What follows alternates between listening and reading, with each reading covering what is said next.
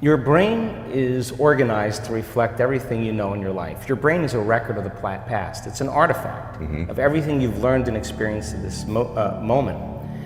Feelings and emotions are the end product of past experiences, and we can remember experiences better because we remember how they feel.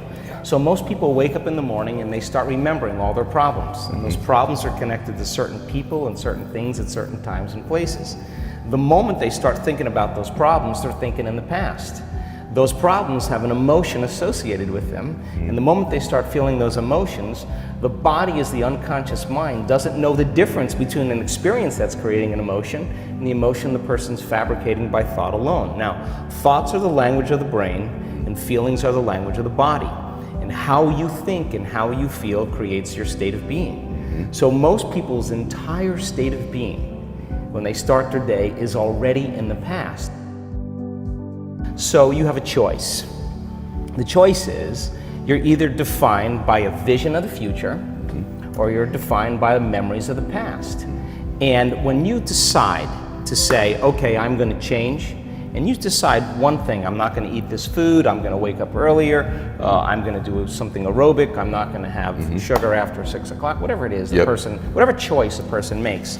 The moment you make a choice to do something differently, and the hardest part about change is not making the same choice as you did the day before, get ready, because it's going to feel uncomfortable. It's going to feel unfamiliar. There's going to be some uncertainty and unpredictability, and that's the moment the game is on. Yes. So then most people, their body has been conditioned emotionally to be the mind. So now the body says, wow, I'd rather hang on to my guilt than take a chance and possibility. I'd rather live in fear than trust in the unknown. So once the person feels uncomfortable, the body goes, whoa, wait a second, we're out of the program here, and body starts influencing the mind. That's right. So it says, start tomorrow, you'll never change, you don't have the money to do this, you're not good enough, your mother told you were this, your father's fault, it's your ex's fault, you know, all of the voices that come up. Now here's the deal, if you respond to those voices, those same thoughts as if they're true, by the way, they're always going on behind the scenes of your awareness, but now they're amplified because you're outside your comfort zone.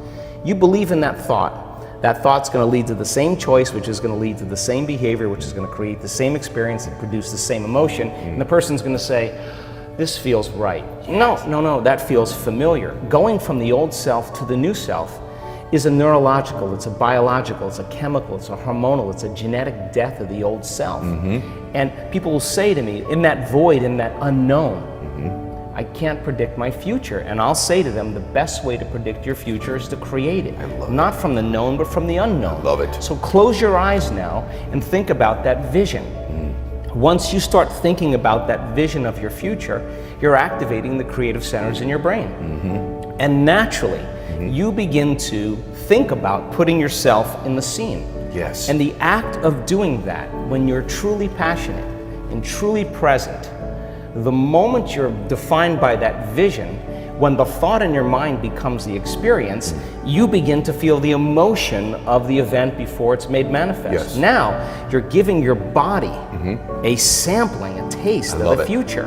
And now, if a thought and a feeling create a new state of being, you're combining a clear intention with an elevated emotion, and now you're beginning to change your biology, and you're seeing a whole new landscape that you could never see before, because you're no longer viewing your future through the lens of the past. I love this. Now, this requires then something really specific, because most people will wait for their wealth to feel abundance. They'll wait for their success to feel empowered. They'll wait for their new relationship to feel loved. They'll get all these things when. Yes. So think about that. The absence of getting those things causes people to live in lack their entire life. That's right. And so they're waiting for something outside of them to change how they feel inside of them. And if they're not creating a new life, then they're not applying the proper principles, then they keep all their manifestations, all their dreams at arm's length. Well, think about this. If you get up feeling gratitude, if you get up feeling empowered, if you get up feeling whole, if you get up feeling unlimited, why would you worry about whether it was going to come or not? You would feel like it already happened.